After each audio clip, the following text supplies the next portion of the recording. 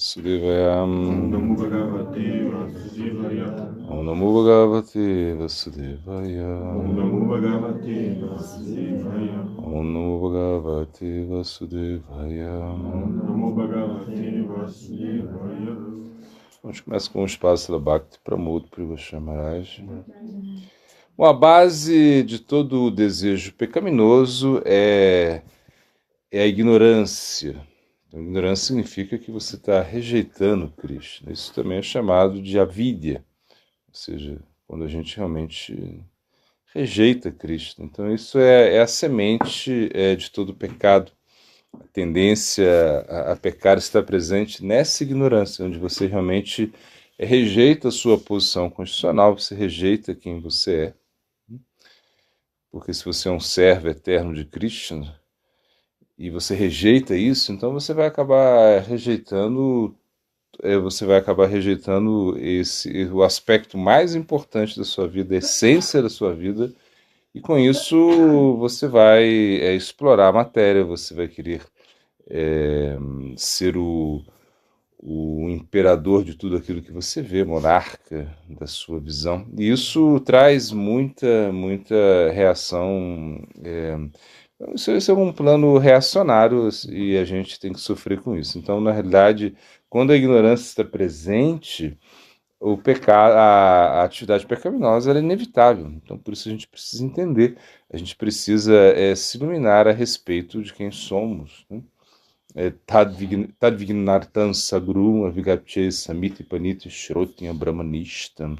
Então, com essa intenção, a gente deveria se aproximar do mestre espiritual, ou seja, para realmente terminar com essa vida, terminar com essa ignorância de uma maneira muito bem disposta. Você deveria, com muito entusiasmo, em direção da agência superior. Então, o Guru ele representa essa agência superior, então por isso a gente tem que ter muito entusiasmo para se aproximar dele. E aí o verso fala, você vai com a madeira para o sacrifício. Então você vê que a vida espiritual é um sacrifício, e é diferente da ignorância. A ignorância é essa inércia espiritual. Já no sacrifício existe uma atividade dinâmica, onde você realmente está fazendo tudo para satisfazer Krishna. Você não quer simplesmente estar nessa ilusão. Então, por isso, quando nós entendemos, né, quando entendemos o nosso propósito, quando nós entendemos por que nós estamos aqui, então tudo muda, tudo se modifica, né? Ou seja, você já tem uma... Isso são é o início, quando você começa a questionar as coisas, quando você entende, poxa, por que eu tenho que morrer? Por que eu tenho que sofrer? Assim, por que a vida é assim? Por que tem que existir, sei lá, faixa de gás? Uma coisa assim.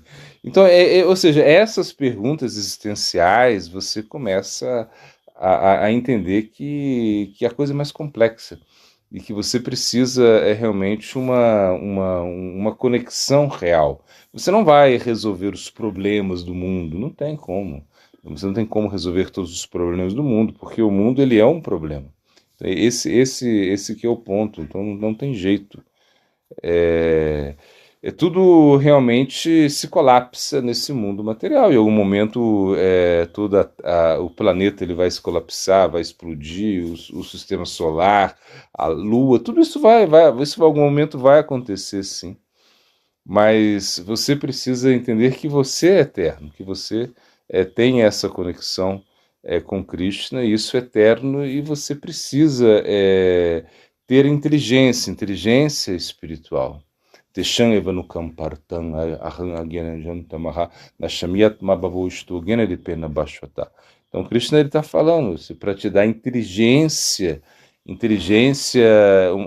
para realmente para te iluminar, para tirar você da ignorância. O verso fala isso. Você precisa sair dessa ignorância. Eu estou dando o conhecimento, com a luz do conhecimento eu estou iluminando você. Então a gente precisa realmente entender A nossa posição é uma posição muito desafortunada, ou seja, enquanto nós estivermos nessa ignorância. Se você está na ignorância, você não sabe quem você é, se você não sabe aonde você está, se você não sabe essa relação que você tem com Krishna, se você não sabe disso, então a tendência a cair nessas atividades pecaminosas, né? É muito grande que você realmente não se preocupe com o que você coma, com o que você fala, com o que você pensa. Então, para que você vai se preocupar com isso? Porque realmente você não entende aonde você está, você não entende quem você é. Então, essa falta de conhecimento, essa ignorância que é é a raiz, né, para todas essas guerras, todo esse sofrimento que nós temos. Isso é a ignorância. Então nós somos ignorantes em relação à ao nosso propósito, que é um propósito de estar sempre conectado com Krishna. Então, espaço da Bhakti, Vibhuti Bodhana Shamaraj.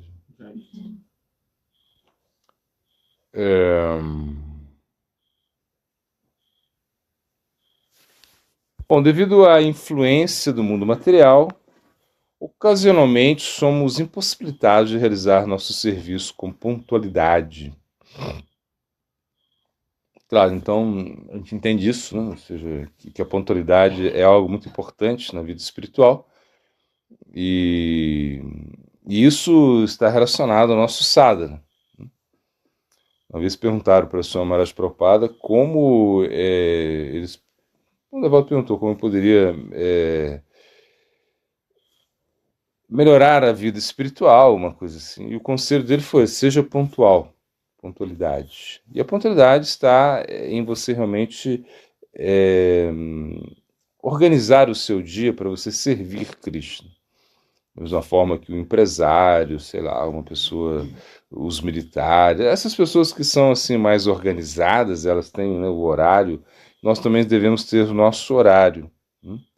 E agora, claro, Krishna ele é compreensivo. Por quê? Porque isso é o amor, é o Bhakti. Então, por exemplo, se você errou alguma coisa, se você não cumpriu alguma coisa, não é que Krishna vai te castigar. A gente pode pensar isso, né? Mas na realidade, Krishna não vai fazer isso. Krishna não está castigando ninguém, essa é a verdade.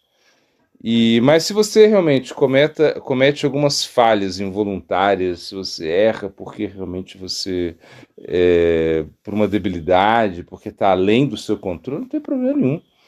Ou seja, então no Bhakti, o que Krishna quer saber é o seu sentimento, se realmente existe um sentimento seu em relação a ele. Porque Krishna ele se move pelo sentimento. Então, se você quer realmente se aproximar de Krishna, e se você quer que Krishna se aproxime de você, você tem que ter um sentimento. E esse sentimento é a sua sinceridade. A sinceridade parta na Viranamutra. Como é parta na Viranamutra? Como é? Bom, o verso é o seguinte: ele fala que você precisa, né? Durgati Tat Nagati, uma coisa assim. O verso fala. Vinasya. Então é isso. Ou seja, você precisa ter um sentimento, né? Um coração sincero. E esse coração sincero ele vai te ajudar em todos os sentidos. Então você não vai ter problema nem nesse mundo, nem no próximo, assim diz Krishna. Você não tem você não tem nada inauspicioso, nem nesse mundo, nem no próximo. Apesar que algumas coisas podem acontecer na sua vida, a gente entende que Krishna está sempre te protegendo, porque na realidade essa é a característica de Krishna, né, te proteger. Então, Krishna ele cuida de você o tempo todo. E Krishna ele nos observa, ou seja, no sentido que a gente não pode escapar da Swarupa Shakti de Krishna. Ela não é cega, assim se explica. Essa energia espiritual que nos ajuda, que está aí como movendo a nossa vida, que está realmente capacitando, nos dando a oportunidade de praticar, ela não é cega, ela está percebendo a sua vontade, o seu desejo de realmente progredir. Então, quando existe esse arrependimento ele é sincero, ou seja, quando você faz alguma coisa no serviço devocional que realmente você errou, sei lá, mas Krishna ele tá percebendo o seu sentimento. Bhavagrahi Janardana, né? É o sentimento que Krishna ele quer entender, ele quer ver realmente se você tem esse desejo de desconectar. E o arrependimento é uma expressão do apego ao serviço devocional, como você se arrepende. De repente você está lá e fala, nossa, esqueci, não era Kadashi ontem, meu Deus, era Kadashi ontem, o que eu faço? Se arrepende, é a única coisa que você tem que fazer é se arrepender. E se preparar para o próximo Ekadas, esse é o ponto. Se perdeu um Ekadas, tudo bem, sei lá, você comeu grão, né, porque você não sabia que era Ekadas, não tem problema. Ou seja, o que passou, passou, né? Mas se você se arrepende, no próximo Ekadas eu vou ficar mais preocupado com isso, né? Eu vou ficar olhando o calendário 10 dias antes para saber que Ekadas. Então, na realidade, esse arrependimento é muito importante, porque, por exemplo, quando a gente tenta fazer certo, a gente tem um arrependimento. Quem não tá nem aí não se arrepende. Ou seja, e esse é como... É a pessoa que não tem solução.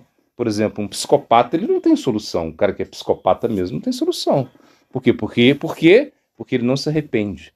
Então ele vai lá, mata a vítima, faz... Ele não tem nenhum arrependimento, nenhum arrependimento. Ele não tem nenhum medo de nada. Uma vez eu me lembro, eu estava assistindo um filme, um filme não, era uma série lá da Rede Globo, agora eu me lembrei, uma série da Rede Globo. E o cara lá era um psicopata, que matava mulheres, assim. Então ele se casava, ele casava com a mulher, assim, e quando ela estava lá vestida de noiva, ele chegava no primeiro dia, assim, aí já lá e pum, matava a mulher. Era assim, uma coisa, um filme, né? Era a série. E aí o que aconteceu? Aconteceu que a polícia começou a procurar, e aí começaram a encontrar, faziam autópsia, né? E a polícia encontrou vestígios de sei lá, era um material que se usa para a restauração de obras de arte. Então o policial chegou e era só a única pista que eles tinham era essa, né?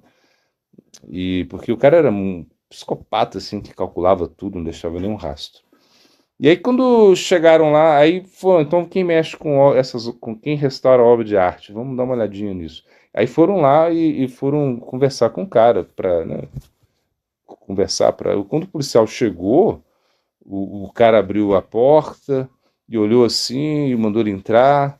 Aí ele conversou com ele, né? E aí, muito calmo, muito tranquilo. Aí quando o policial saiu, ele foi lá e falou pro delegado, ó, eu encontrei o assassino. O assassino é esse cara aí, que eu acabei de visitar ele para fazer as suas perguntas. Aí o delegado, mas como você sabe? Como você sabe? Porque ele não teve medo de mim, né? Ele não teve nenhum medo de mim, né? E quando a polícia chega, você fica com medo, né? Por mais que você não deva nada, você tem um certo medinho aí, alguma coisa assim. Mas ele não teve medo nenhum, nada. Então ele é muito frio. Então foi essa pessoa. Ih, chamei ele, pô, o filme.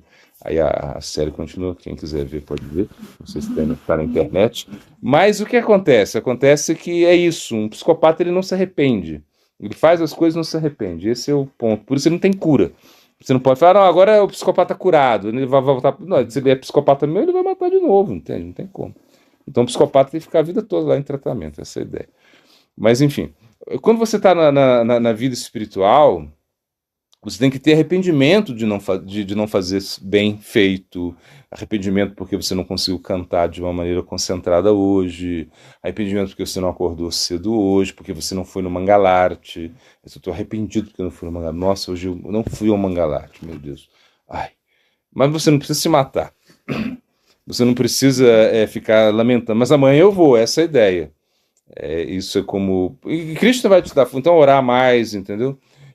Realmente a gente tenta, por exemplo, hoje eu cantei o Gayatri, cantei o mal o Gayatri, então você se arrependeu, porque, poxa, desconcentrado, estava dormindo, sei lá, alguma coisa assim, e você se arrependeu por isso, você se arrependeu porque você desperdiçou seu tempo, imagina, com conversa desnecessária. Então a vida espiritual é uma coisa muito séria, e a gente precisa realmente se aproximar de Cristo com essa seriedade, com essa sinceridade.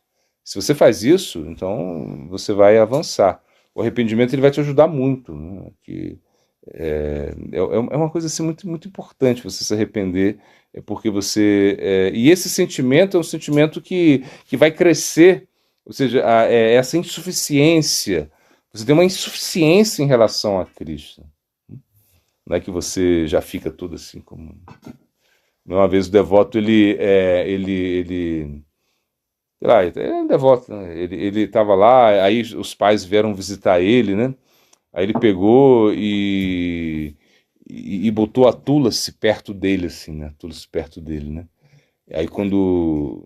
Aí os devotos, quando vinham assim pela primeira vez, assim, sei lá, e prestavam reverência, assim, né, pra Tula-se, mas aí o devoto ficava assim, tá vendo? Como eu sou importante. Os pais pensavam que era pra ele, uma coisa assim, né? Já tinha esse sentimento, assim, como de muita, né? Você já queria chamar a atenção dos pais? Já cheguei, pouco tempo no templo e as pessoas me respeitam muito, né? Coisas assim. Então, não é esse o sentimento. O sentimento é o contrário. Você se sente sempre inferior, você se sente o mais caído, você se sente o pior. Não é depressivo isso, né, que você estava lá. Isso não estimula a sua depressão. Você não vai ficar depressivo por você se sentir ruim, porque você está lidando com o infinito, com Cristo. Então, né, então você sempre é estudante, você sempre está numa posição inferior. Essa é a ideia. Maharaj Ki Jai. Bom, é preciso você mostrar gratidão ao Senhor. Né?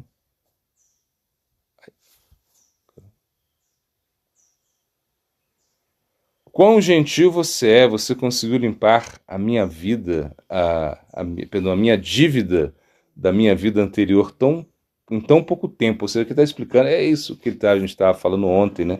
Quando as coisas estranhas acontecem na nossa vida, o karma vem, cobra o preço. Imagina, o karma é uma coisa poderosa demais, né? É como, sei lá, você é um bom surfista, não sei, e você está lá e de repente uma onda vem, uma onda muito forte, você não conseguiu aí surfar na onda. E você vai pro chão. É mais ou menos isso. Por quê? Porque foi muito forte. Você estava até preparado para a onda, você tinha calculado tudo certinho, mas a onda veio muito forte. Então, o karma, quando ele vem muito forte, então tem hora que não tem jeito. O karma veio, bateu forte, e você tem que agora se recompor. Não é isso? E aí que a primeira coisa que você vai falar é isso. Poxa vida, muito obrigado, você é muito gentil, porque podia ser pior. Né? E você me aliviou bastante. Né? Então você foi muito compassivo comigo. Esse é o sentimento. Agora, claro, ele está explicando o que a gente deveria fazer. Agora, a gente faz o contrário. Quando alguma coisa acontece com a gente de errado, a gente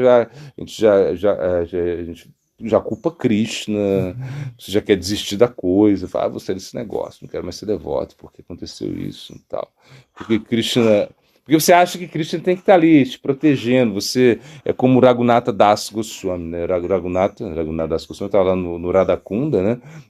Cantando o seu Mahamantra Hare Krishna, tão absorto que ele não via os tigres que vinham beber água no Radhakunda. Imagina, do lado dele ele não via.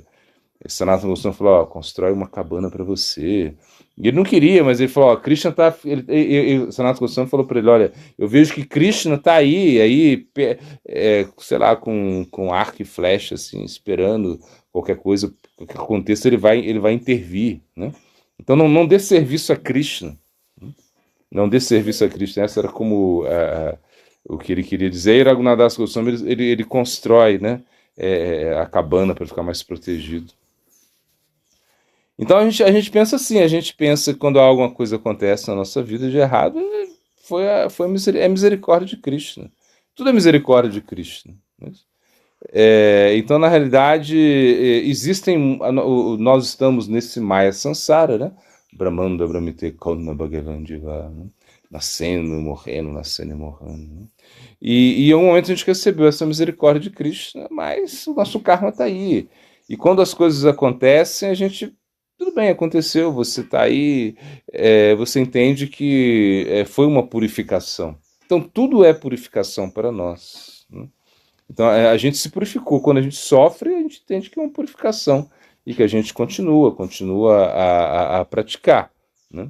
É claro que a gente fica chateado quando alguma coisa acontece, a gente fica, imagina, um dedão que machuca, você fica doente, você fica chateado por isso, e você tem que resolver os seus problemas, né, físicos, ou seja, até psicológico, dependendo do problema. Mas só que você realmente tem que seguir adiante, não ficar reclamando, né?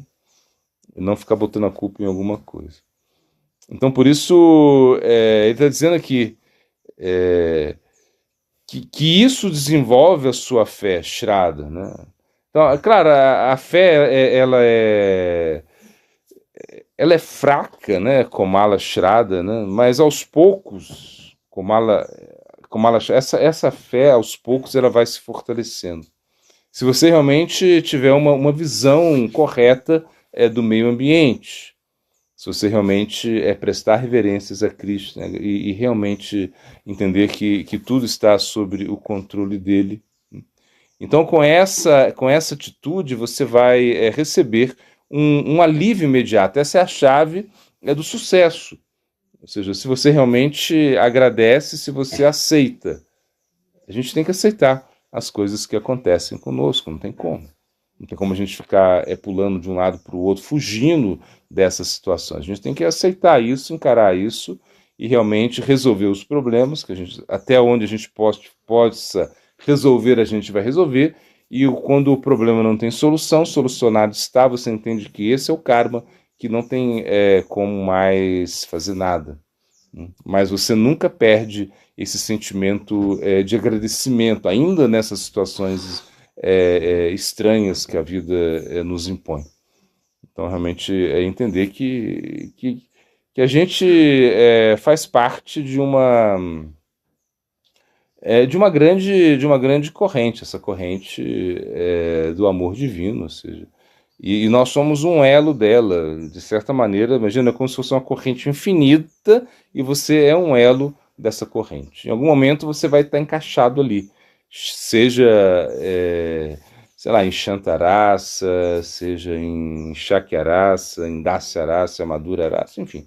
Você vai estar encaixado ali de alguma maneira. Mas isso pode demorar muito tempo, claro, pode demorar. Então, até você conseguir essa conexão, até você conseguir essa perfeição, isso vai custar, né? Isso vai levar um tempo, mas você não pode nunca se desanimar. Semideus, Tulasi não é semideus, Tulasi é Bhakti Devi, Shraddha Devi, e o Senhor Shiva não é semideus, ou seja, esse aspecto que a gente adora o Senhor Shiva não é como um semideus, é como Sad Shiva, tem um aspecto, é como Vaishnavanam Yata Shambhu, é o maior dos Vaishnavas, o Senhor Shiva. Então, quando a gente olha, a gente se aproxima de Tulasi, quando a gente se aproxima de Gopisha Mahadeva, Senhor Shiva, a gente entende que eles são Tadiyas, né? Tadiya Tulasi Vaishnava Mathura Bhagavata Etiresehoy Krishneira Bhimata. Então, Krishna fica mais feliz quando você serve a esses elementos do que quando você serve ele mesmo. E quando a gente fala para orar, você deve orar, assim, orar para eles, em certo sentido é muito poderoso. Por quê? Porque eles estão muito conectados com Krishna. E eles, assim, estão, assim, eles têm uma certa, como se fala, abertura para isso, né? Então, por exemplo, a Tula você pode pedir qualquer coisa, ela satisfaz todos os desejos, né? Quando você vai orar a Krishna, você ora a Krishna. Aí se Krishna está muito satisfeito com você, ele vai tirar tudo de você. É assim, tudo. Então, por exemplo, ele vai é assim, por exemplo, tem Swami Maharaj Prabhupada, ele tinha muito medo, né, dessa oração, assim, de um verso que tem no Bhagavad que fala, quando Krishna ele favorece, ele sente atração por um devoto, ele tira a riqueza dele, ele tira a família dele, imagina. Ele deixa ele completamente desamparado. Para quê? Para que ele possa se render cada vez mais a ele e pum, acabou tudo. Entende? Então ele ficava com medo disso, até que aconteceu na vida deles. Imagina, ele tinha uma farmácia, um negócio lá, e de repente, pum, roubaram, queimaram o negócio, queimaram todo o negócio dele. Depois a esposa dele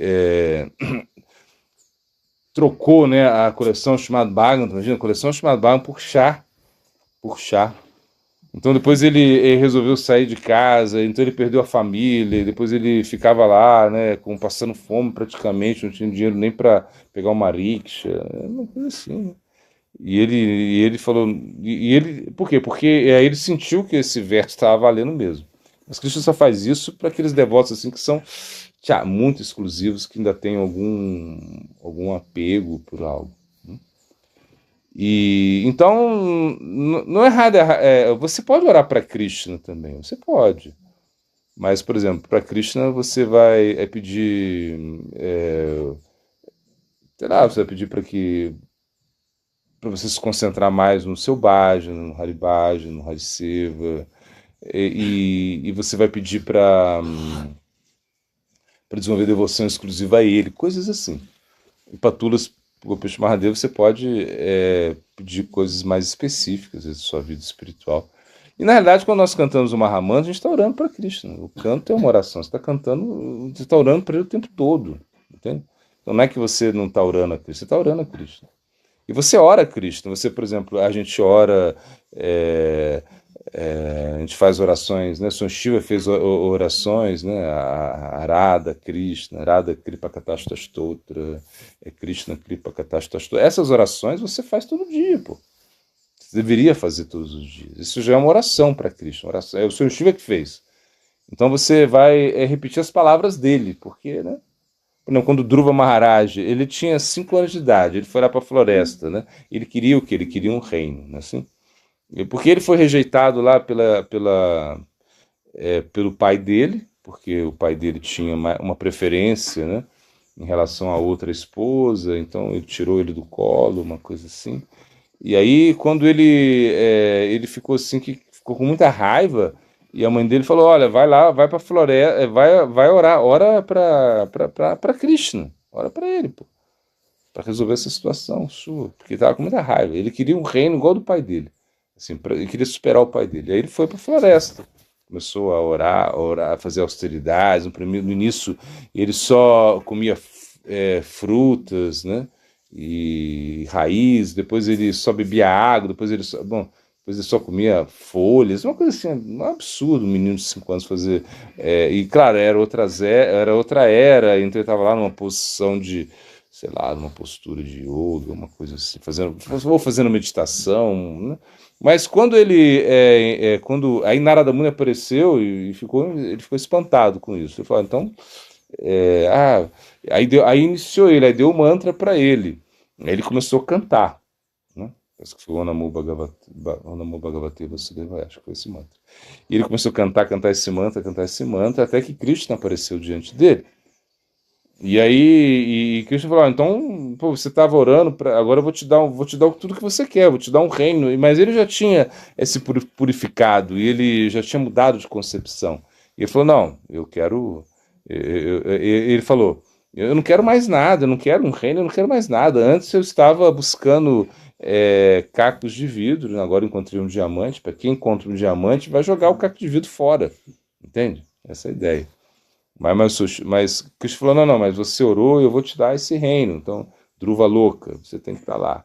Deu um reino para ele, é um reino espiritual dentro do plano material. Então, o único reino espiritual que tem dentro do plano material é Dhruva louca, que tem uma fala, essa estrela polar, né?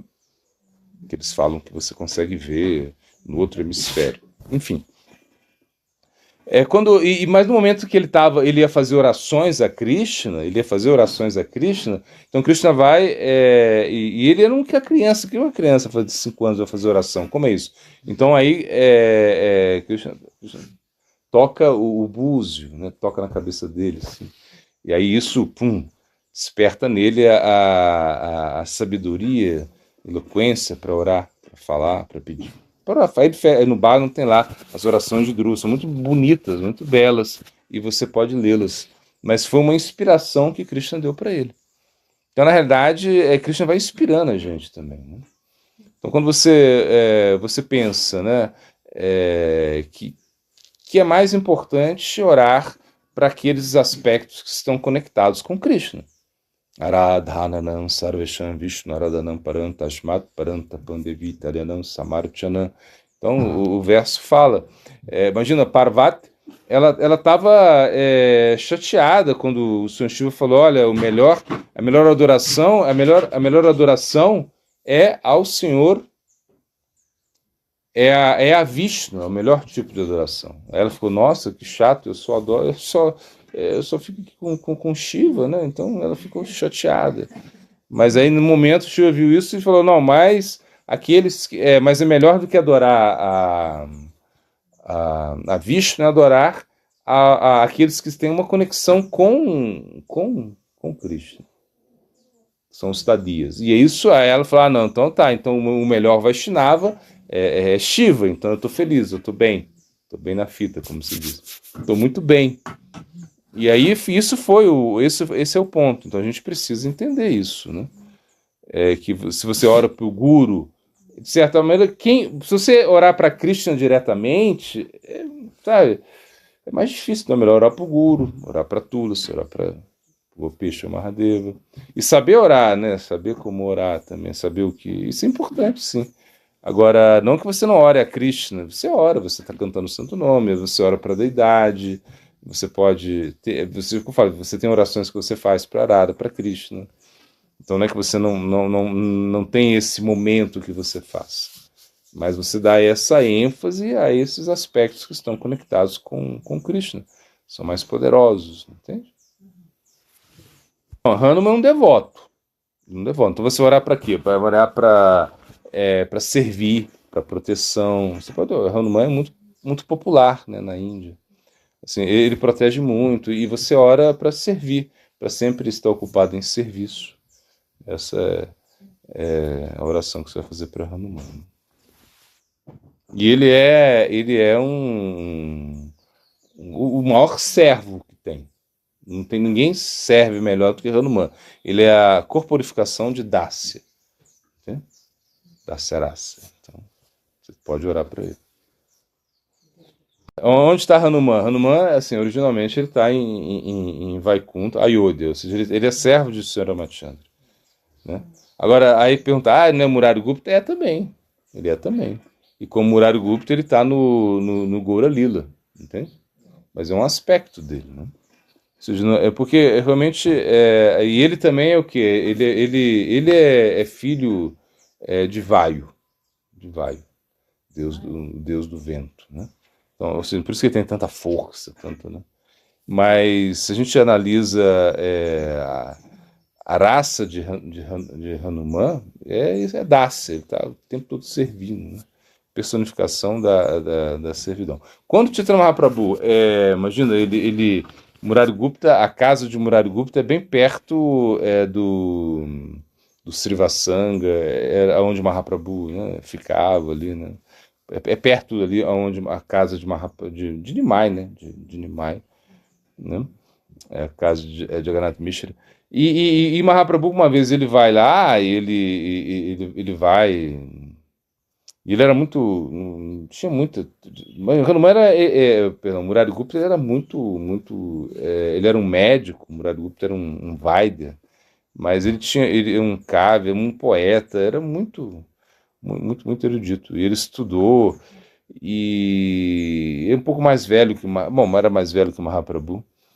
E em algum momento Mahaprabhu começa a mostrar para ele Krishna, que Krishna é superior. Mas só que o bhava dele era Rama, né? Ou seja, ele tinha uma devoção muito, muito forte por Rama.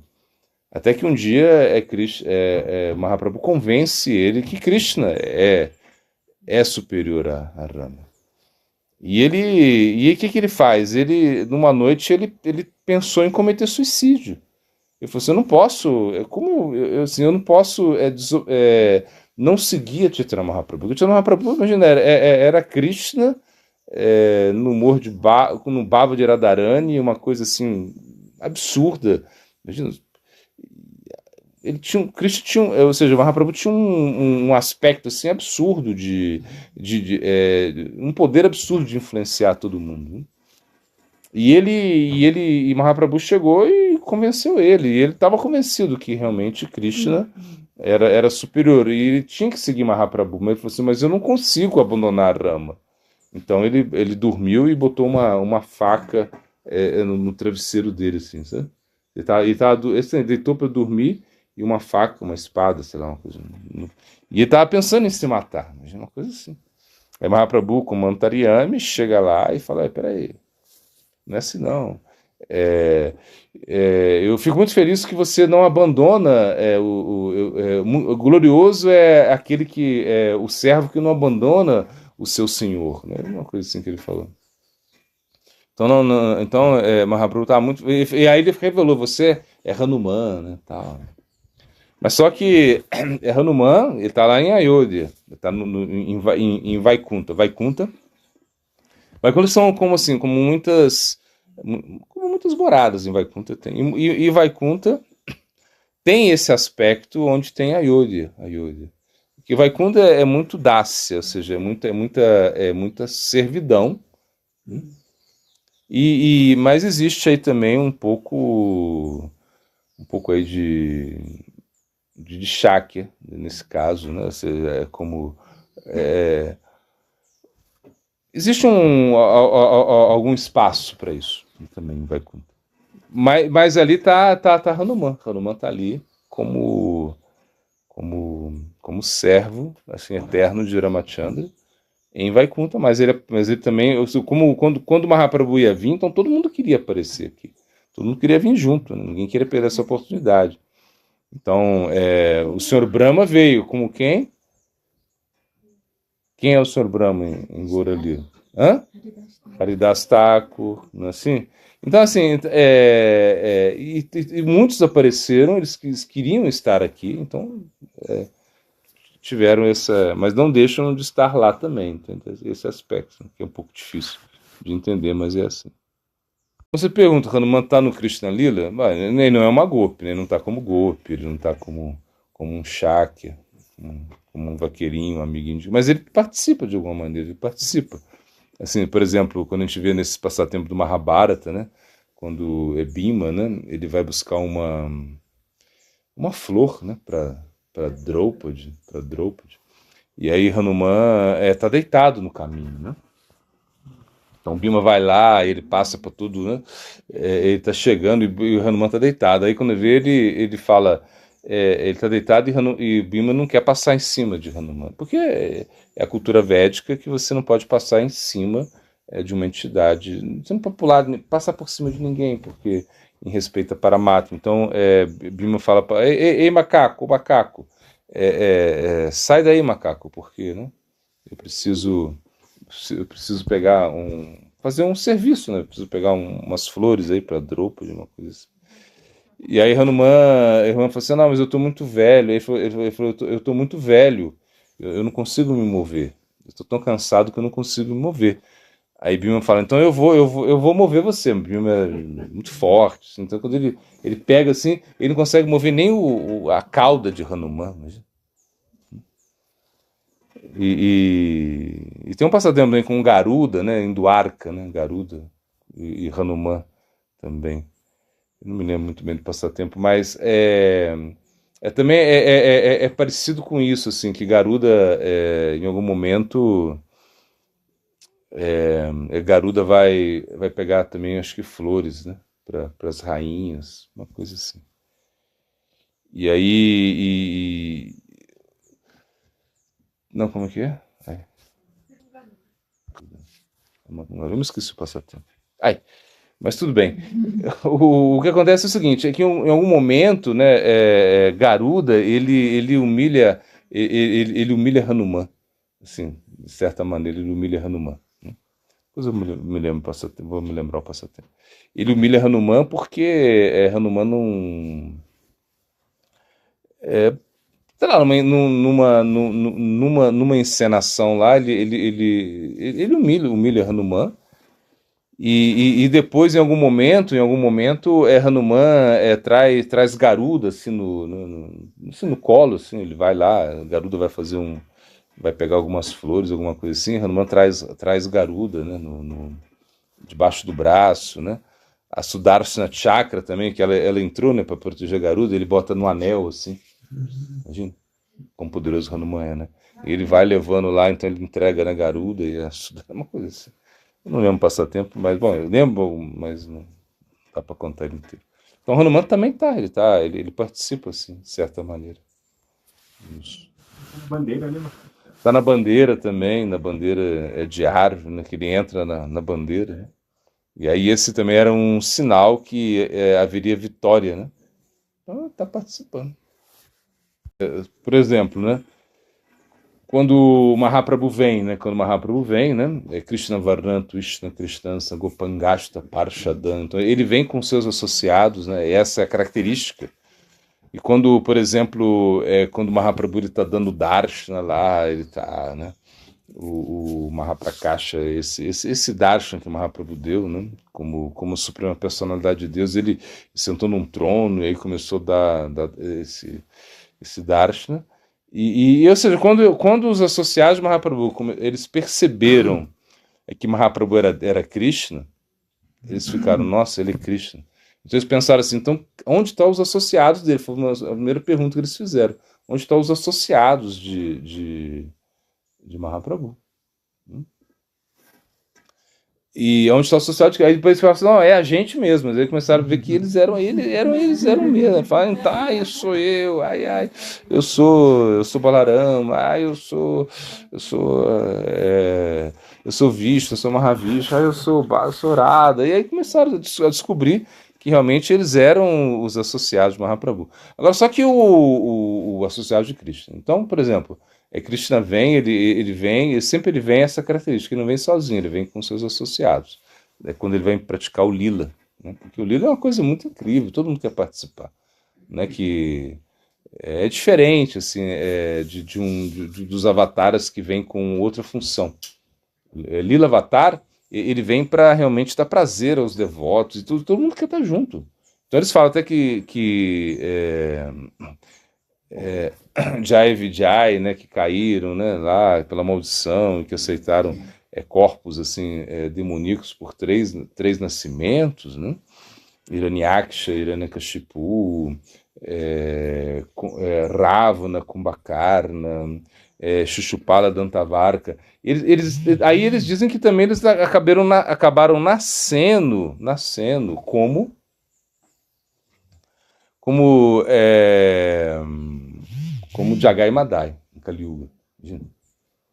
Então, mas não é que vai, não é que o mundo espiritual vai ficar vazio, não fica. É porque é só um aspecto, o mesmo Cristo, ele não sai do Aprakrita Lila, entende?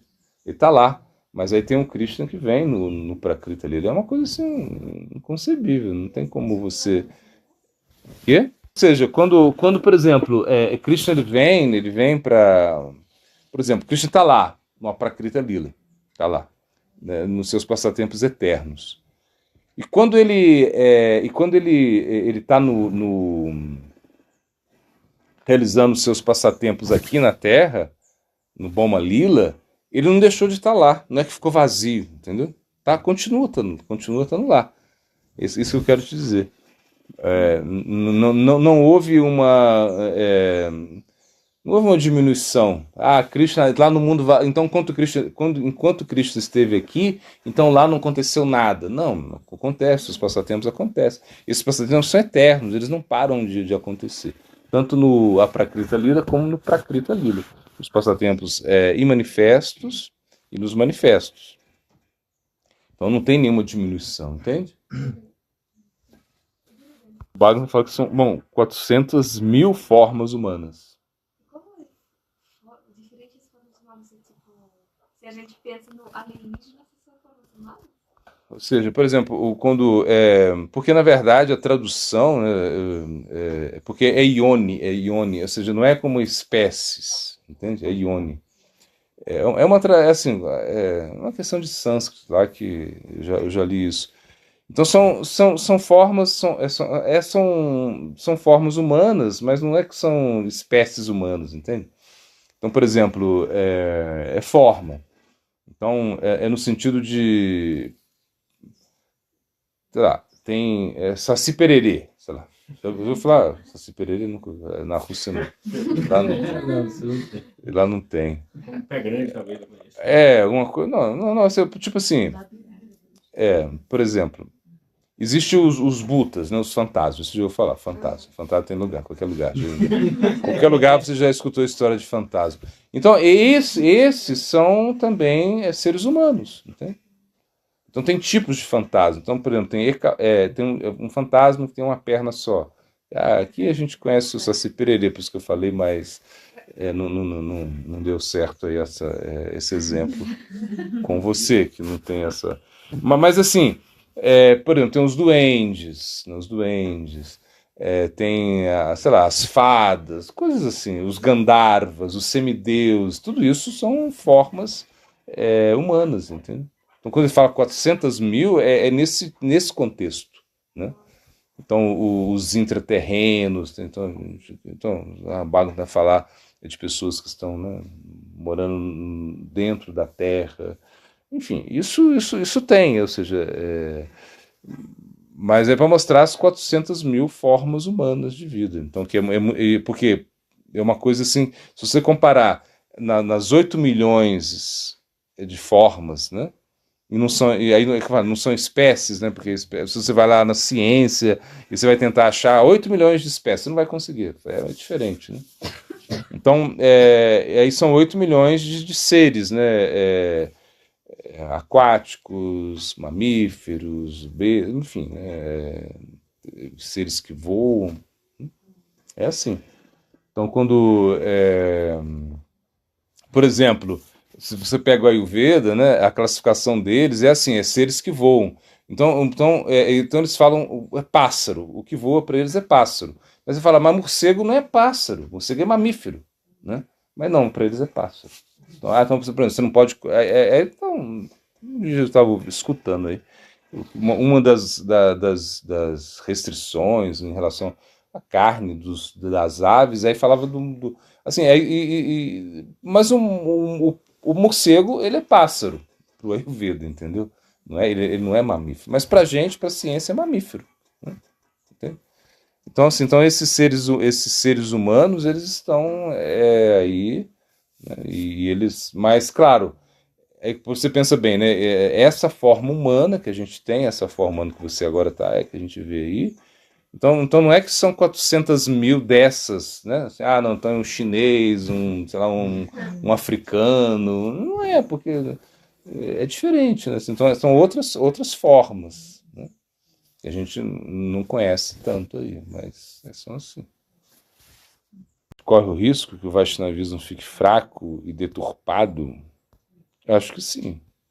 Acho que já está correndo, na verdade. É que, na realidade, assim, quando o Bhaktivinoda Thakur vem, imagina, Bhaktivinoda Thakur, Kamala Manjari, você vê, ele vem assim como... Ele vem com esse poder, né, de resgatar o Gaudiya Vaishnavismo. E aí vem quem? Prabhupada Bhaktisiddhanta, sei lá, era como se você vai... É como tivesse assim, uns bandidos fazendo bagunça aí vem o Super-Homem e o Homem-Aranha, sei lá. Aí não tem como, ninguém vai competir, não tem como, né? Vão meio como, né? Acabou com todo mundo.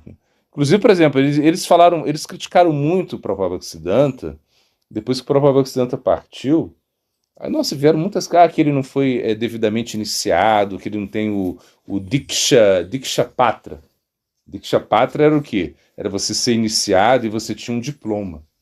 O guru te iniciava, te dava um diploma, assim, né? Você foi iniciado no Parivar, sei lá, de Gadadra, no Parinityananda, do dia tal. Era uma coisa assim, meio formal, né? E Bhaktivinoda Thakur, ele até teve isso, porque isso era a tradução. Ele teve isso com quem? Com Bipina Bihari, né? Que iniciou ele, né? Bipina Bihari Goswami. Agora imagina, a Prabhupada Ocidental iniciou com o Gorakshura das Maharaj, que andava pelado, pô. Que andava assim, não tinha nem roupa direito, era muito meio adulto, assim. Então você acha que ele ia dar um diploma? Não tem. Mas ele foi, assim, devidamente ele foi iniciado, né? Então eles criticavam, né, Prabhupada Ocidental, né?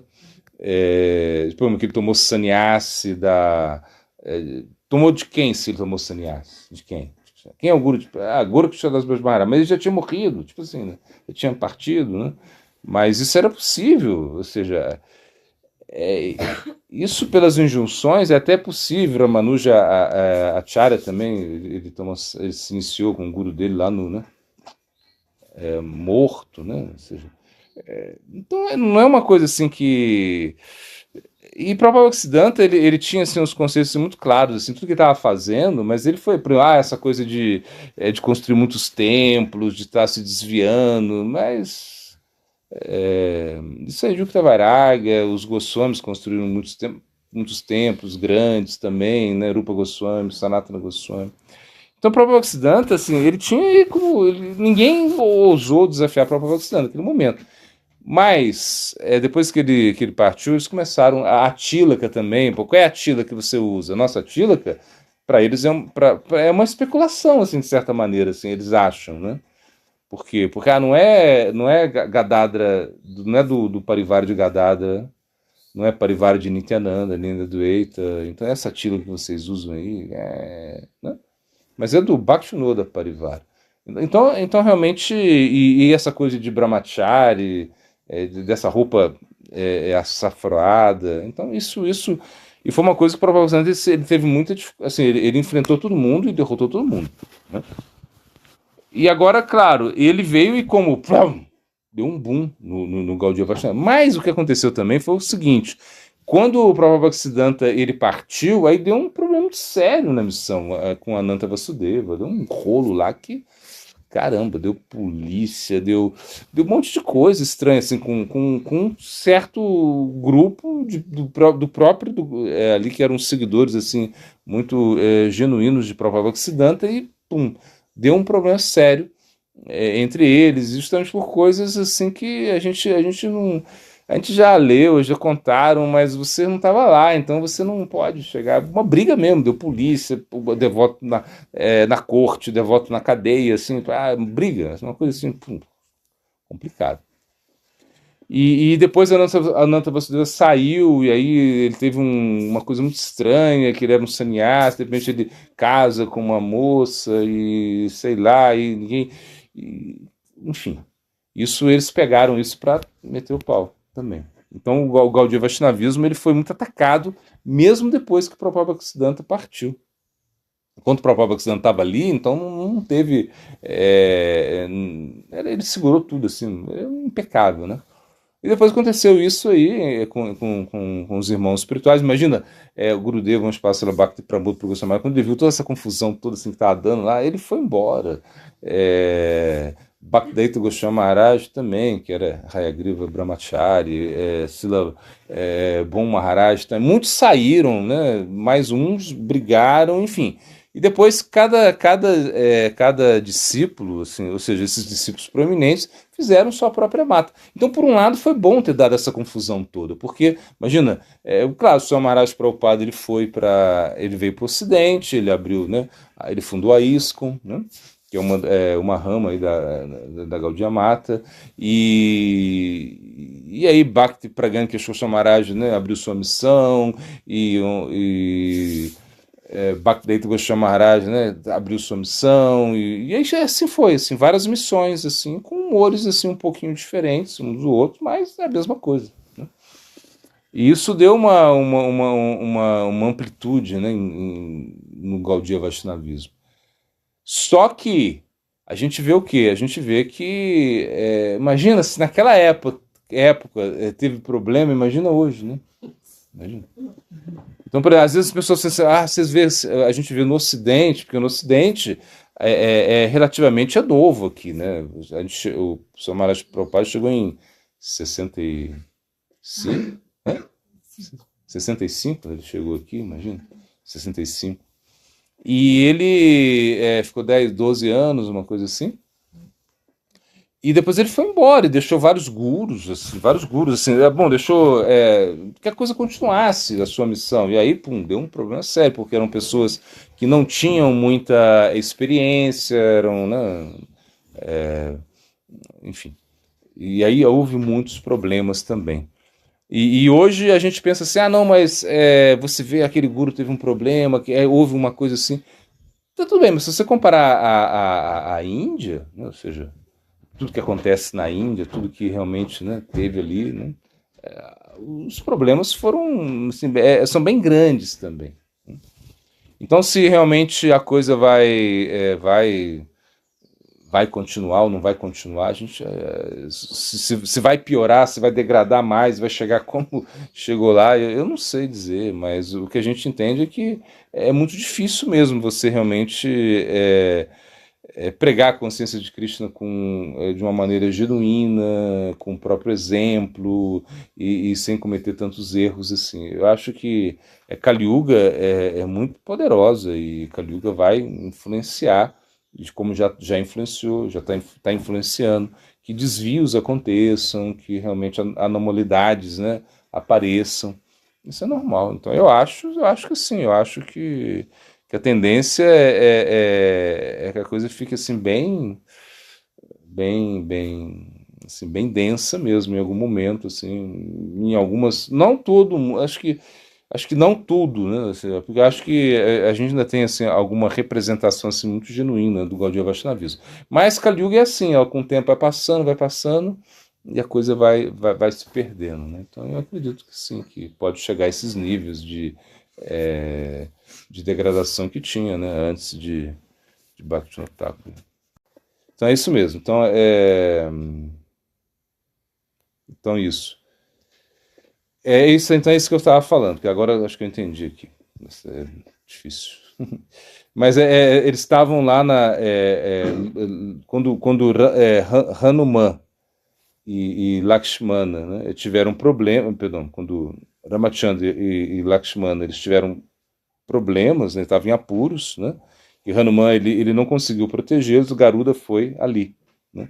E aí naquele momento Garuda conseguiu salvá-lo, assim, ajudar a coisa. E aí nesse momento Garuda pede, fala assim, deixa manifesta a sua forma universal, eu quero ver Krishna, uma coisa assim.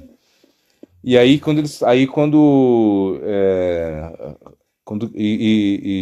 Ramachandra fala, não, mas Garuda vai ficar perturbado, né? Perdão, Hanuman vai ficar perturbado se a gente faz isso, né? Porque ele sentiu muita dificuldade, né? Ele ficou assim, ele já estava perturbado com tudo que estava acontecendo, ele não conseguiu atuar como ele podia atuar, devido à comoção que ele tinha, né? E agora se aparece Krishna aqui diante de você, ele vai ficar perturbado. Aí ele falou assim, não, mas eu boto as asas, ele não vai... com essas mesmas asas que eu só vi você, eu vou proteger, né? Ele não vai perceber. Então vamos fazer é como se fosse um teatro que eles iam fazer, né? Você pode mostrar Krishna e ele não vai ver. Então, se Garuda então expandiu as suas asas, então Rama mostra a sua forma de Krishna. E Garuda fica muito feliz. Mas através das asinhas ali, na brechinha, Hanuman, ele viu alguma coisinha, né? Então Hanuman disse, algum dia eu irei me vingar. Ele falou isso, né? Então se diz que em Dwarka, todos os passatempos da Suprema Personalidade de Deus, é por isso que eu confundi, que é Dwarka, se tornam multidimensionais. Krishna expressa que gostaria de obter 108, então quando eles estão em Dwarka, então Krishna ele expressa que ele gostaria de obter 108 flores azuis de lótus, né? 108. E Garuda, ele responde, sim, meu senhor, eu considero isso como feito, eu vou lá e vou pegar. Então eu estava em Dwarka, então eles fazem, né? Em Dwarka eles estão fazendo muitas atividades, muitos passatempos, e em algum momento Krishna falou, olha, eu vou lá, vou pegar as 108 flores azuis para você. Tá muito fácil isso, põe o Garuda, né? Ele foi, acho que, e ele foi num lugar, e essas flores só nascem num lugar específico, no alto das montanhas divinas, né? Então Garuda estava voando para lá para pegar as flores, no caminho tinha um macaco ali, deitado na estrada, né? Assim. E ele tinha que passar ali. Então, como, né, a mesma coisa com Bhima, né? Na cultura védica ele não poderia pular, né? Não podia passar por cima, uma coisa assim.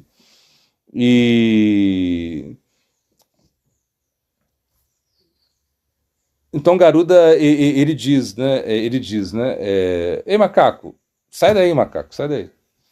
E o macaco responde, não dá, eu estou cansado, velho, não consigo. Acho que foi a mesma estratégia que ele usou, né? E Garuda fala, mas eu sou Garuda, eu tenho uma missão especial. e serviço de Vishnu. A minha missão dada por Krishna é obter 108 flores azuis de lótus.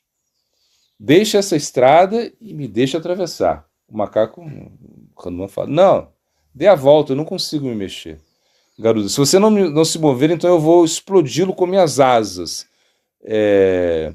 Lembre-se que essas asas fizeram o oceano se mover, né?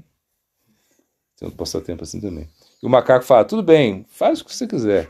Então o Garuda começou a mexer as asas, começou a mexer as asas, né, que assustaram o oceano, né? Isso é outro passatempo, ao ponto do oceano se render e começou a mexer e não moveu nem um fiozinho do pelo de Hanuman. Não se moveu. Em vez disso, ele estendeu a mão e agarrou Garuda. E colocou debaixo da axila, assim. E as 108 flores azuis também. Hanuman então pega as flores e retorna para Dwarka. Ali ele é recebido por Sudarshana. Mas diz, ei, macaco. O Sudarshana falou para ele assim, macaco, lê a placa, aqui não permitimos macacos. Esse não é o seu lugar. Hanuman responde, eu tenho 108 flores azuis de lótus para o Senhor Krishna. Sudarshana falou, mas eu estou dizendo para você, macaco não é permitido aqui.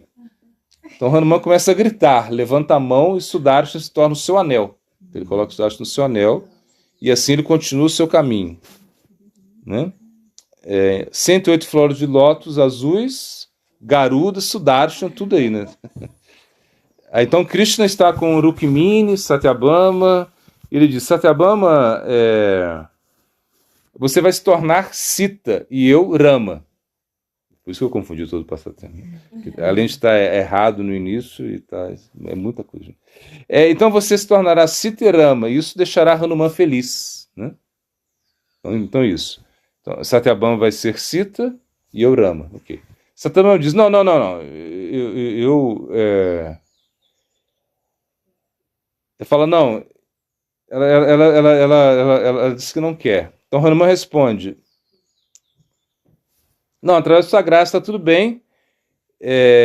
Tá, então sim, isso. Aí a outra rainha se tornou.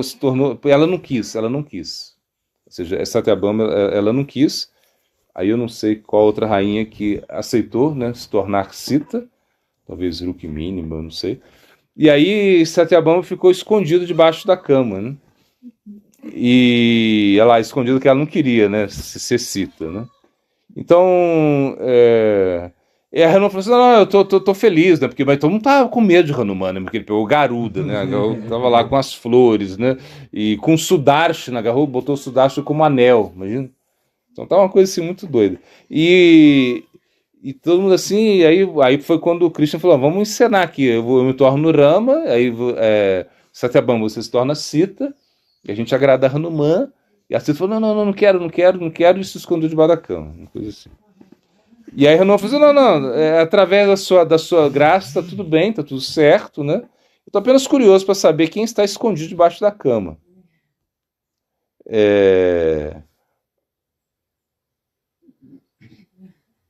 Aí é Rukmini que se torna Sita, né?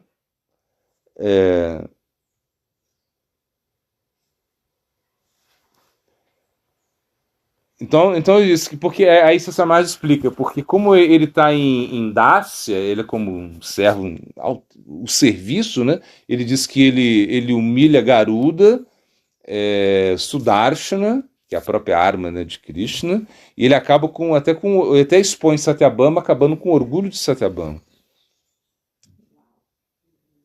E Rukmini se tornou Krishna. Hanuman, então, ele fala Ram Ram Sitaram, Ram Ram Jaya Sitaram. Eu sempre soube que Rama é realmente Krishna, ele fala. Né? Então ele apresenta 108 flores azuis e Hanuman e Krishna pergunta, se tem algum desejo que eu possa satisfazer? Aí quando ele fala isso, né? Porque tá muito estranho aqui. Mas ele falou assim, não, através da sua graça, tudo bem, mas eu quero saber quem está debaixo da cama. É uma coisa assim, né? É isso. Esse é o passatempo. De certa maneira, sim. Ou seja, se a gente é condicionado ou por Maya ou por Krishna, ou seja, ou pela Swarupa Shakti de Krishna.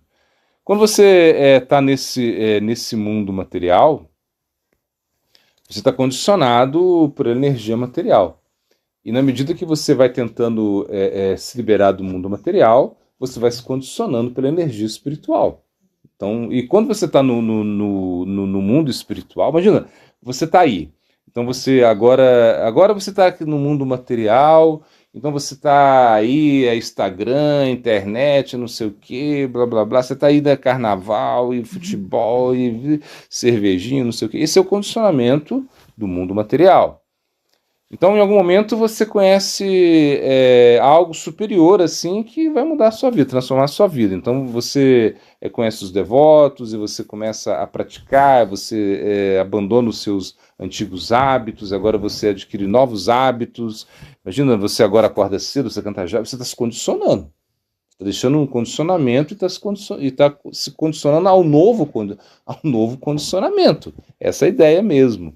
Até que você vai desenvolvendo, vai tirando os anartas, tudo aquilo que realmente era indesejável sai da sua existência, e você chega em nista, que imagina, é uma estabilidade, você depois tem ruti, que é um gosto pela prática.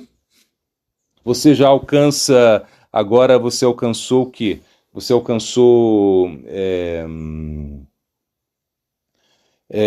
a Shakti, um apego, Bhava. E nesse momento você vai ver que você tem um corpo espiritual. E você começa a trabalhar em termos desse corpo. Imagina como deve ser isso. No dia que você está lá praticando Hare Krishna, Hare Krishna, Hare Krishna, pim, pim, tom, tom. Você, eu sou uma gopi, e meu sari é azul, com bolinha amarela, e nossa, meu chole é vermelho, coisas assim. Eu tenho 14 anos, nossa, e o meu serviço eterno vai se pegar flores para fazer guirlanda, para Makiradarana, sei lá. Então você tem essa, você descobriu isso pela quê? Pela sua prática. A prática te deu isso. Claro, a associação com os devotos também. Então agora você está se condicionando. Você está se condicionando no plano espiritual. Então, se antes você era condicionado no plano material, agora você mudou o seu condicionamento. Agora o seu condicionamento ele é espiritual. E, por exemplo, você vê, quando as pessoas, né, os ingleses, né, eles falavam com o Prabhupada Bhaktisiddhanta, o que você está fazendo é uma... Como é que eu falar? É uma escravidão. Eles são escravos. Você está promovendo a escravidão. Não importa se ela seja espiritual, se é um... Mas eles estão... Você está tendo escravos. Né? Como assim? Ele foi criticado pelas autoridades inglesas.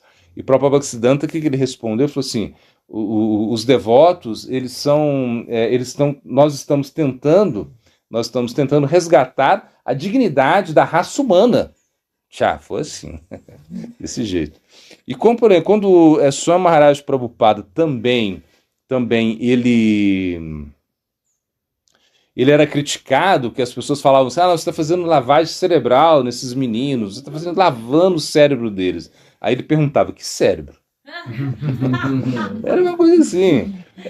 Então ele dizia, estou transformando macacos em homens, uma coisa assim. Porque realmente essa propensão animal, ela nos condiciona, entende? Você vê, tudo que o animal faz, você também faz, de certa maneira. Ele se defende, você se defende, ele faz sexo, você faz sexo, ele come, você come. Talvez você faça com muito mais... como fala? Esqueci a palavra. Você é muito mais perito em fazer isso, com mais sofisticação, sei lá, mais sofisticação. Você faz isso com sofisticado, né? Você vai no restaurante chinês, amanhã eu vou no, sei lá, uma coisa assim, e você vai no sex shopping lá, não sei, né? Vai fazer compra lá, umas coisas, suas fantasias sexuais, pega o chicote, pega não sei o quê. Mas, na realidade, é a mesma coisa. Por um lado, a Barata e o Baratão lá estão curtindo, entendeu? Estão curtindo pra caramba. Não acha que eles não estão curtindo, que eles estão curtindo. E você acha que está muito, muito mais... Mas você tem uma coisa aí, o quê? É que você tem uma consciência, essa consciência humana, ou seja, esse aspecto humano é que faz você se conectar com Krishna, com Deus. Poxa. Então é esse condicionamento que a gente está querendo. Então, sim, eu acredito sim que é a mesma coisa. Só muda a forma de você ser condicionado. Ou você é condicionado no plano material, ou você é condicionado no plano espiritual. Isso eu entendi. O Canto Santo Nome, claro, ele é muito poderoso, né? Ele pode limpar qualquer atividade pecaminosa que você faça, ele pode acabar com todas as suas atividades pecaminosas, a reação das suas atividades pecaminosas, né? Eka Krishna Name Sarva Kam, né? Eka Krishna Namakare Sarva Papachaya, assim fala o verso, né? Mas se você ofende a um devoto, se você ofender um devoto, e aí você realmente, como vai ser isso, né? Porque as escrituras falam, quando a gente ofende um devoto, o santo nome ele é incapaz de realmente limpar, ou seja, ele é incapaz de te ajudar. Entretanto, eu não sei se eu entendi muito bem a pergunta, mas, por exemplo, uma coisa é atividades pecaminosas. Por exemplo, você foi na boate, foi no prostíbulo, usou um monte de droga, sei lá, uma coisa assim, um exemplo aí, comeu carne, um monte de coisa. Então, isso, o santo nome, ele vai limpar as reações pecaminosas dessas atividades, independentemente se você ofendeu o devoto. Por quê? Porque você continua cantando, não é assim? Então, todas as atividades que você fez, essas atividades pecaminosas que geraram reações, elas são eliminadas pelo canto do santo nome. Entretanto, porque eram atividades, são pecados relacionados ao corpo e à mente. Agora, quando você ofende um devoto, você está realmente atuando no plano da alma. Então aí isso não pode ser limpado, entende? Então você não pode limpar essas, você não pode ser, o santo nome não tem o poder de realmente te ajudar nesse caso.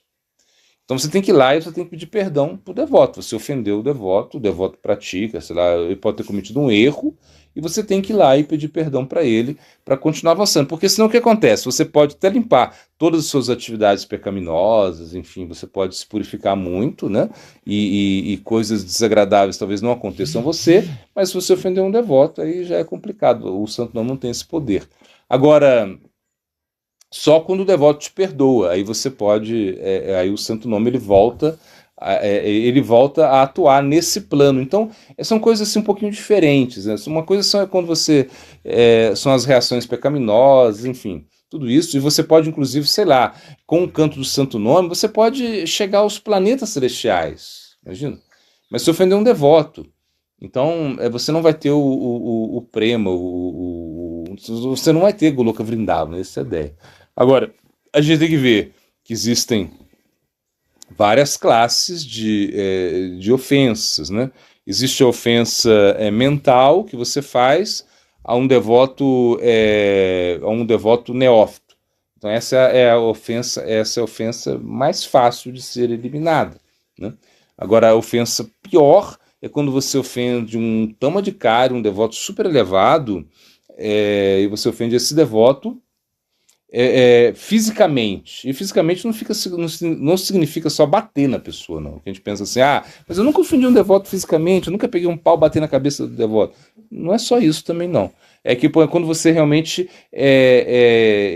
interrompe o fluxo do devoto, ou seja, o movimento do devoto, isso é uma ofensa, física, né? Bom, o devoto, de repente, um exemplo, o devoto queria pregar lá não sei aonde, então você vai lá, liga, não recebe ele não, porque ele é de outra missão, e não sei o que, tem umas ideias estranhas lá, não recebe ele. Aí os devotos, Maharaj, você não pode vir não. Então é uma ofensa grave essa ofensa, entende? Então, as ofensas que são cometidas contra os devotos, somente o perdão deles, né? Você tem que pedir perdão para eles, essa é a ideia. Agora, de repente, o devoto que você ofendeu, ele abandona o corpo. E aí, como é que você faz? Está perdido? Não. Aí você continua cantando o santo nome, e você vai glorificar esse devoto que agora abandonou o corpo, que você não está mais podendo, né, pedir perdão para ele. você vai glorificar esse devoto, você escrever um livro sobre esse devoto, uma coisa assim. Se ele é um guru, você vai servir aos discípulos dele, vai ajudar da Lakshmi para continuar a missão dele, entendeu? Então isso vai ser a maneira de você minimizar os efeitos negativos dessa ofensa. Agora, claro, você não vai esperar ele morrer para fazer isso, né? Se você está em vida, o mais importante é o quê? É você se arrepender. Se você se arrepende, então, se eu fiz errado, eu ofendi o devoto, eu vou lá e eu peço perdão. Porque isso, o Krishna vai ficar muito feliz quando você se reconcilia com os devotos.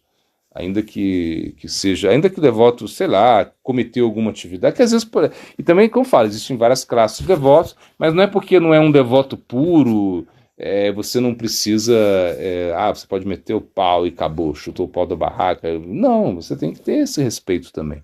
Então você vai lá, pede perdão para o devoto, vê a maneira de ressarcir aí os danos que você fez com ele. Essa é a melhor forma de você. E de repente você esse cara, eu não tolero esse cara mais. Tudo bem, você tem uma. E mesmo que ele não te perdoe, mas pelo menos esse sentimento que você tem, né? Eu não sei como é que foi o caso aí. Mas, por exemplo, se é um devoto, geralmente ele vai te perdoar. Se você vai lá ser um devoto mesmo, você vai, pede perdão, mas não tem problema nenhum. Mas mesmo que ele não, no caso, que ele não te perdoe, se ele não perdoe porque ele não é um devoto tão avançado, porque geralmente os devotos, eles são muito compassivos, né?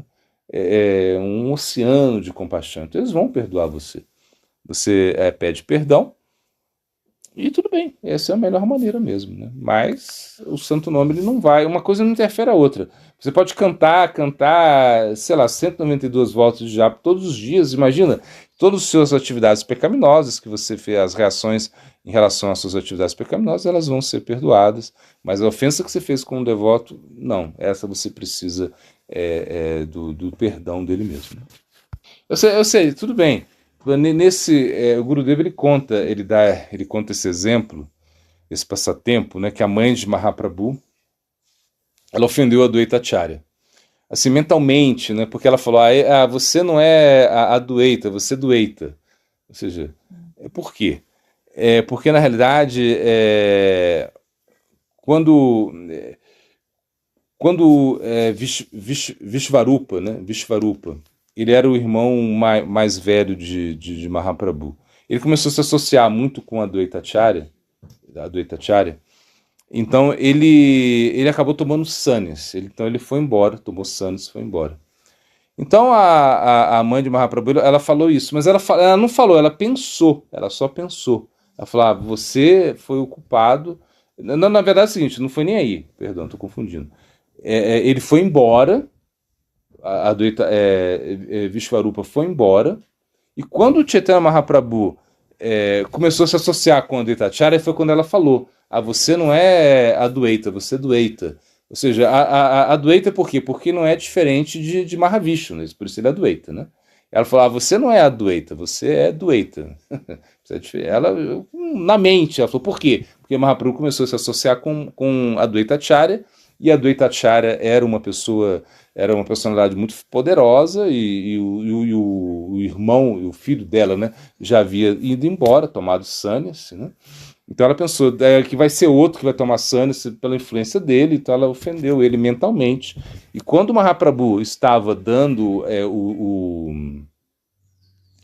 manifestando seus passatempos lá de dar prema, né, para todo mundo, né? Ele estava distribuindo prema para todo mundo, e todo mundo aí mandou chamar um, manda chamar outro, aí fala prema Bhakti, tchan, tchan, tchan, tchan, prema Bhakti, você, tchan, tchan, tchan, assim foi, né, mais ou menos assim, né? Tava dando prema para todo mundo. Aí o pessoal falou assim, dá prema por que você não dá prema para sua mãe, para Satimata? Vou chamar ela. Ele falou, não, minha mãe não me chama minha mãe não. Ela não merece prema. Então ele ficou, como é isso, Mahaprabhu? É a mãe universal, Sati Devi não merece prema? Como é isso? Ela falou, não, porque ela ofendeu a Dvaitacharya. O Mahaprabhu sabia. Ela ofendeu mentalmente só. E aí, nesse momento, eles começam a fazer como a gente vai resolver a situação? Aí tá Mahaprabhu, que é Krishna mesmo, ele não pode dar prêmio para a mãe dele, porque a mãe dele só pensou uma coisinha de Advaitacharya. Então eles foram lá e falaram com a Adwaitacharya, ó, então é o seguinte, você tem que deixar a mãe Sati tocar nos seus pés, ela tem que pedir perdão para você. Ele falou, não, jamais, jamais.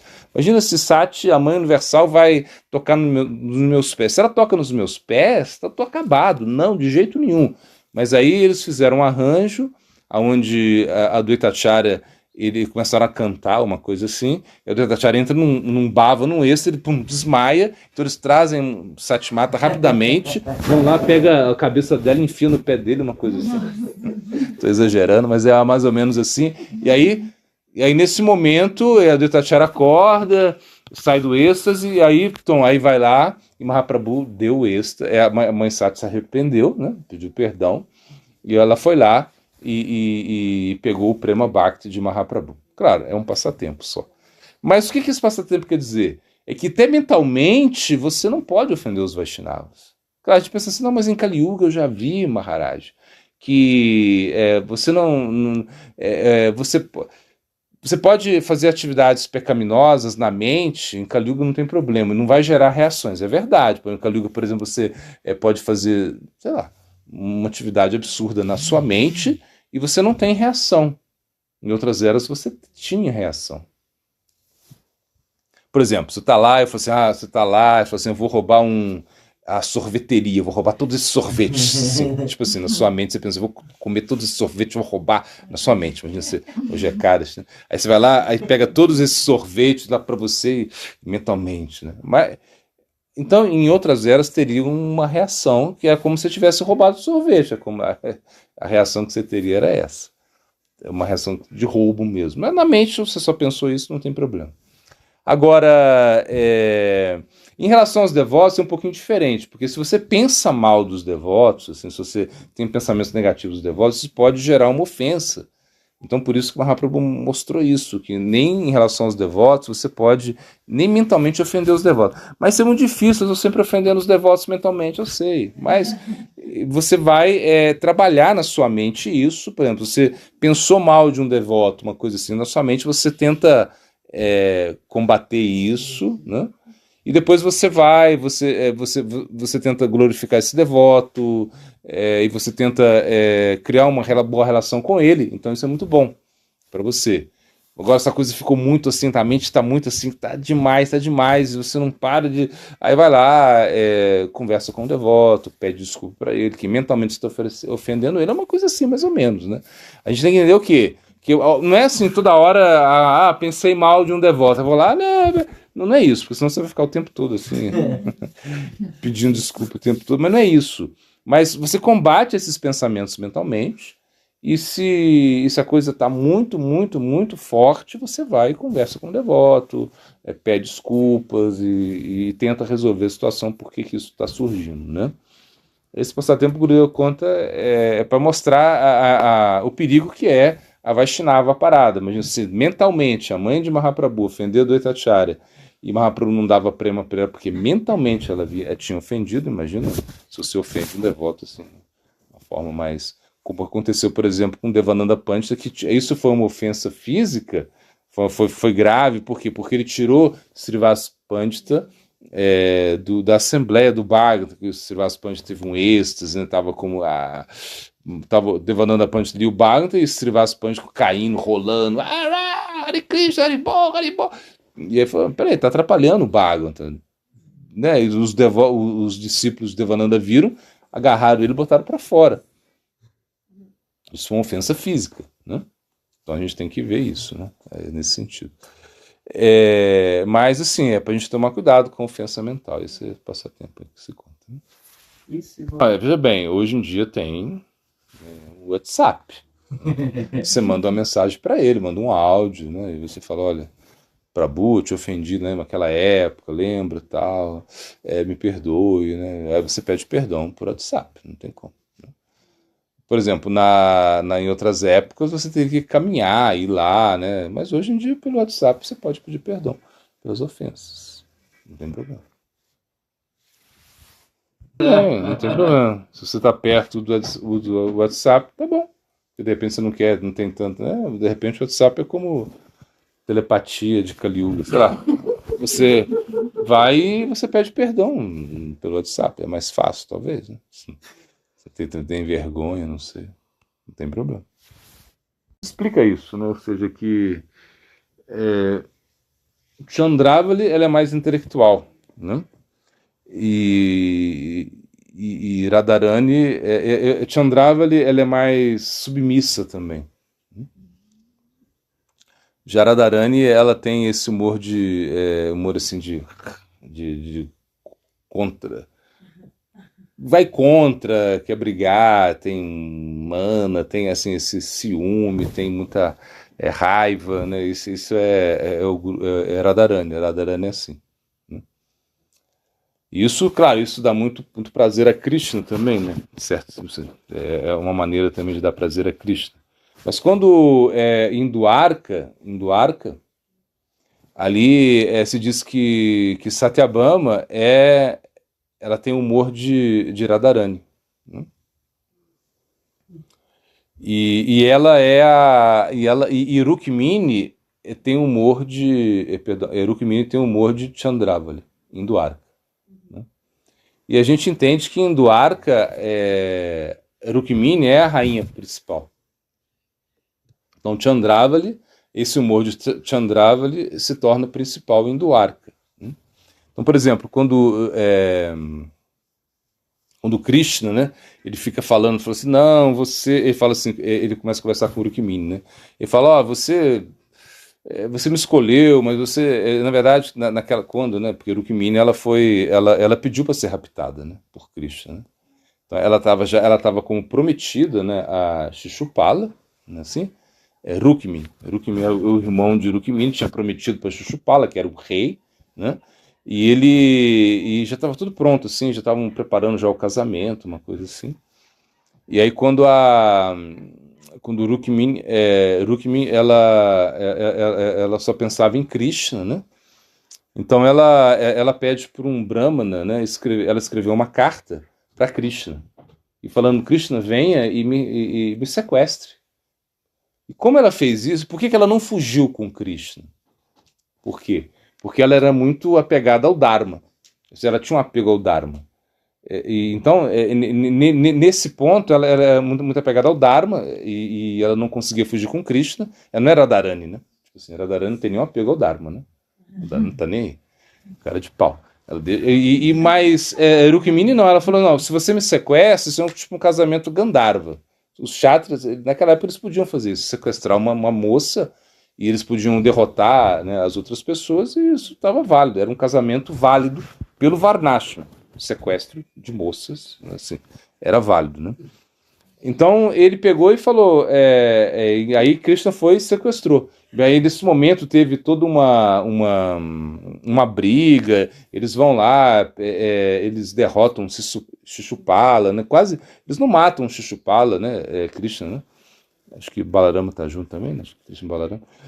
Mas por quê? Porque é o irmão dela, enfim, da Rukmini. Então liberam ele. E Shishupala, e quando Krishna está uma vez em Dwarka está conversando com o Rukmini, ele fala para ela, olha, você devia ter ido com Shishupala, né? Eu tenho um monte de mulher, assim, eu sou muito assim, né? E Shishupala seria muito melhor esposo, do que eu sou para você. E aí e o Rukmini assim começa a ser, não, porque não vai dar certo entre a gente, uma coisa assim. E de repente o Rukmini desmaia, ela não consegue. E aí Krishna vai lá, não, acorda ela. Fala, não, é brincadeira, amorzinho, é brincadeira. Só tô brincando. Mas ela não tem muito essa. Ela, então, na verdade, Rukmini é mais Chandravali. É esse humor assim de submissão. Já a Satyabhama é a coisa é o aspecto de Radharani que tem nela. Por exemplo, ela foi lá e quando ela ficou sabendo, né, ela queria a flor parijata que estava lá não queria qualquer flor, queria uma flor que está lá no planeta, lá no Swarga lá. Vai lá, então fez Krishna ir lá, fez Arjuna ir lá, e foi lá e derrotaram Indra, trouxeram uma flor, mas uma flor não, traz a árvore toda, é uma coisa assim. Ela não tá satisfeita com nada, assim, é como o humor dela. Ou seja, é mais o coração. Então isso existe mesmo, né? Em Dwarka se inverte a coisa. Se em Vrindavan é mais coração, ou seja, mais sentimento. Essa coisa de emoção, essa paixão era Dharani, né? E Chandravali tem uma função assim secundária. Já em Dwarka a coisa se inverte. Tá? É isso mesmo. Krishna mata Shupala depois quando eles fizeram o Rajasuya, né? Ou seja, depois quando eles colocaram Krishna como uma pessoa que teria que ser honrada, né? Na verdade, Shupala tinha uma inimizade com Krishna desde a infância, assim. Ele era muito esse lila, né? E Krishna, ele prometeu à mãe de Shupala, falou: olha, eu vou tolerar 99 ofensas de Shupala contra mim. A centésima eu não tolero, eu vou cortar a cabeça dele. E aí ele foi, né? Shupala ofende, Krishna ofende. E nessa assembleia ele começou a ofender Krishna, assim, muito. Por que tendo Bhishma aqui, tendo tantas pessoas importantes, por que tem que ser ele, um ladrão de mulheres, um mentiroso, eu não sei assim, né? E aí Krishna foi escutando de boa, quando 100, corta a cabeça de Shupala, né? E diz que e nenhuma gota de sangue caiu, né, no salão para não poluir o sacrifício, enfim. A Shupala se funde no corpo de Cristo. Né? Não, veja bem, esses pecados são como os anartas, uma coisa assim. Isso não, isso é com Bhima, né?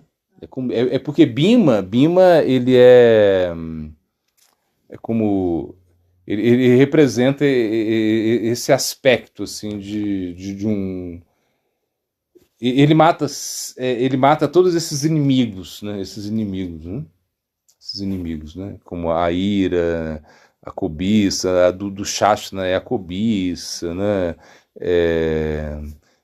Aquele general, como é o nome dele? Esqueci o nome dele. Que era lá do reino, né? Que queria que tem desfrutar com Draupadi, né? Ele acaba também sendo morto por ele. Então isso a luxúria, né? E vai representando isso, né? Acho que, mas é tudo que Bhima são os inimigos mortos por Bhima. Não tem nada a ver com Shishupala. Shishupala foi morto por Krishna, né?